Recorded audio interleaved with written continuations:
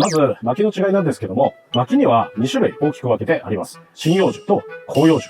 針葉樹っていうのは一体何なのかっていうと、油分の多く含まれる木のことです。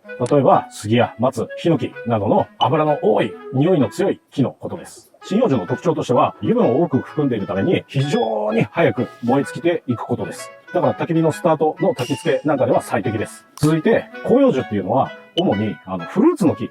こちらの木が基本的には広葉樹となっています。リンゴだとか、他にもカシの木やクヌギの木、クワガタとかがついてくる。クヌギの木ですね。あとは水なら系の木なんかが広葉樹。で、広葉樹っていうのはすごく燃えにくいんですよ。じっくり焚き火を楽しみたいときに最適な木となっています。どれが針葉樹で、どれが広葉樹なのか、それを3つのポイントで見分けていきましょう。